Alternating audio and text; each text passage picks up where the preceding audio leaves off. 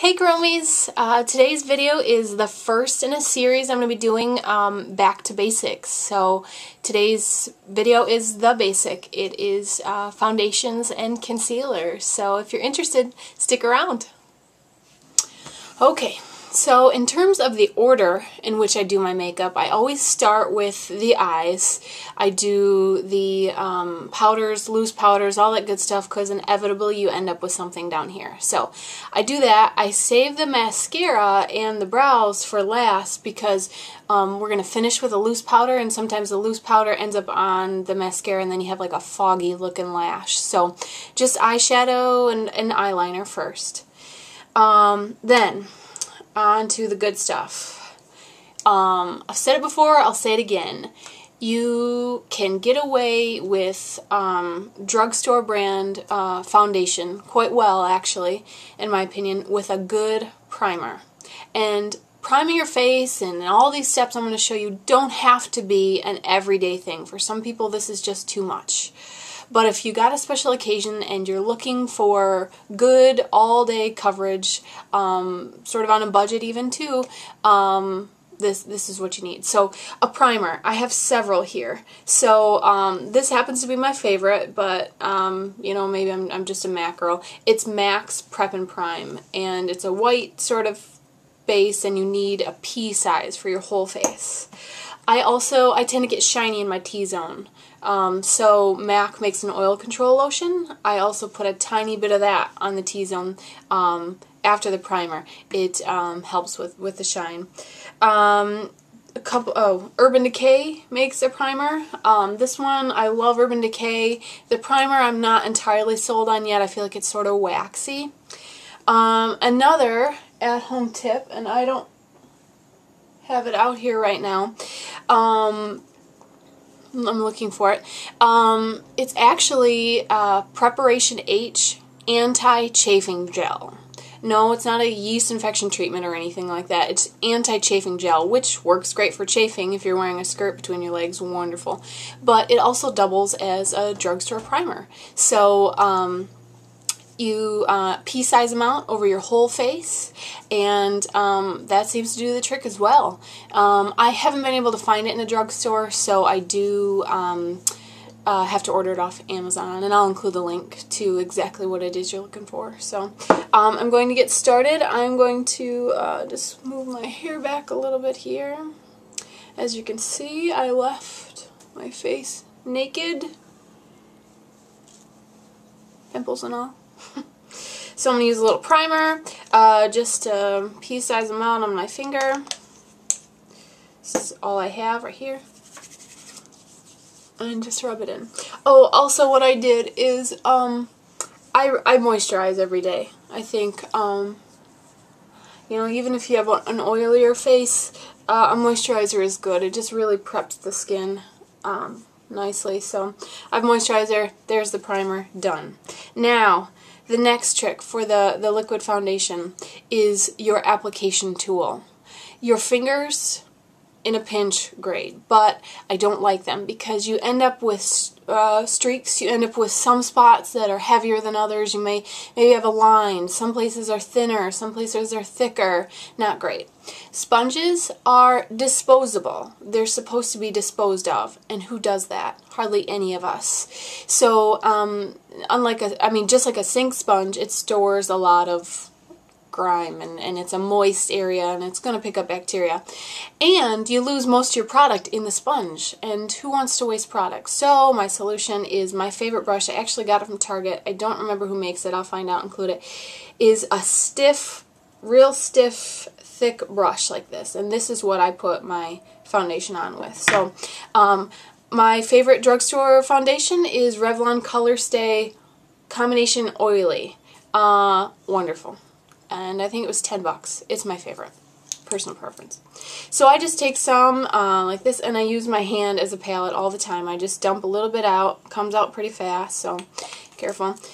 And then use my brush, pick up just a little bit like this, and you start from your center of your face and work out. So I'm going to just, and then pick up color as you go.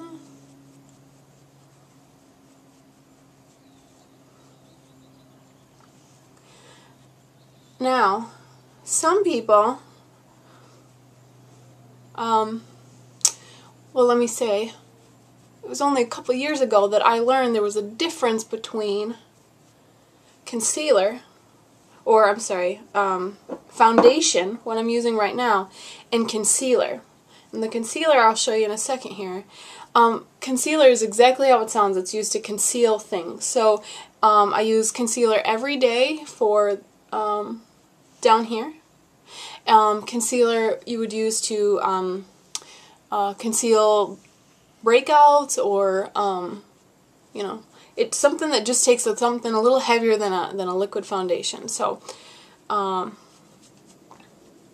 that's all showing now. So see a nice even coverage, and then the brush you can just wash. I wash mine when I'm just using it for myself, my personal use. I wash it once a week. But obviously if I'm doing other clients, after every day I wash them. So the concealer next. So I have a couple options for that too. This is a Coastal Scents palette. If you're just doing yourself, there's no need to have every one of these colors. But Coastal Scents is, I'll also include the link to them. They have really nice quality, affordable products. So I like them a lot. And then the other one I picked up the other day is Boyoing, I think is how they pronounce it. It's Benefit. It's they call it industrial strength concealer. I think it's pretty darn close. So I just take a little bit of that. I sort of chisel it off with my finger like that, and I put it under my eyes. Now some people will put the concealer on first and then foundation over top, which is okay, or I mean, which is just fine actually. I like to do it this way because I feel like it conceals better. It really, it just conceals better. So, and then I go back and blend it, and I'll put a little bit here too, like that, and then go back over it with my brush here just to blend it in.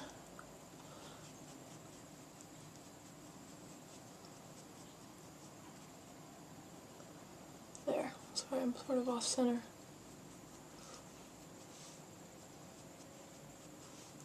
Excellent.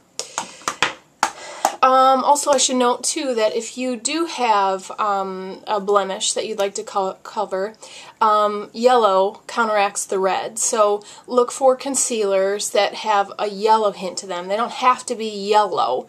I used to use a concealer by Mary Kay. It was actually called Yellow. That's great. But if you can't find that, just look for a concealer with a more yellow base to it, because it counteracts the red, certainly takes down the vibrancy of it. So then the last step for the foundation is just a powder to set it, and that really makes all the difference. That really makes it feel secure, like it's not going anywhere. My favorite drugstore one is actually Physicians Formula. These little beads like this. Oops, lost one. So that's an option. MAC's Mineralized Skin Finish Natural. That's wonderful too. It's translucent but has a little bit of color. Or just a translucent finishing powder. When I'm doing men's makeup, I use this one a lot because it just takes down the shine. So this is Laura Mercier. That one's a great one too. MAC also has one. There are tons of translucent powders for setting. So what I'll use now is I'll just use MAC's here.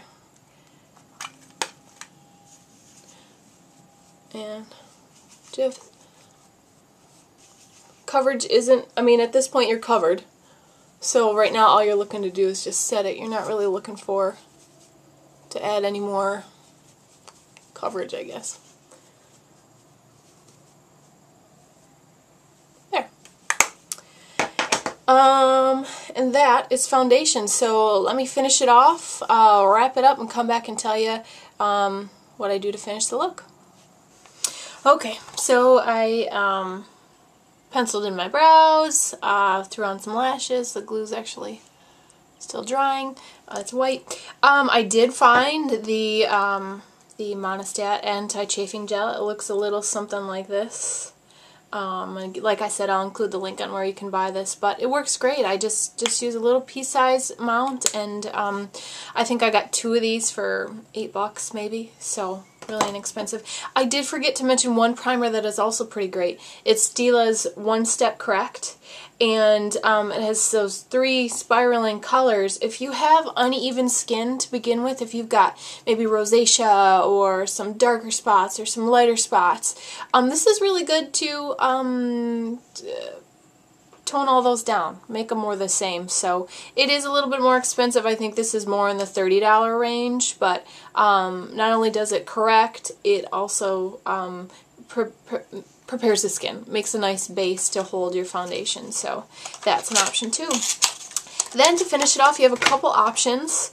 I like to contour my cheeks, so to give sort of that false shadow here that maybe, you know, you've got cheekbones or something like that. So I take, you could take a powder foundation that's a couple shades darker than your skin. I use just Stila. It's actually a bronzer, though I wouldn't recommend bronzer because there's a lot of sparkle in bronzers. This is pretty matte, so that's why I use this. But I just use an angled brush like this, pick up some color, and see where you can see where your cheeks are, like this, and just throw it in sort of up so you're blending like that. Not a whole lot, because then you end up looking kind of funny. But there you can see cheeks, not so much. Finish the other side.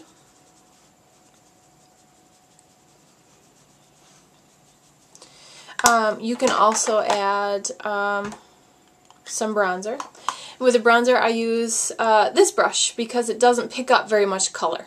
And you want to just look sun-kissed. You don't want to look orange. So this just picks up a little color, swirl it around, and then kiss your face where the sun would. So tips of your nose, tops of your cheeks, maybe a little bit on your forehead, like this, and your chin.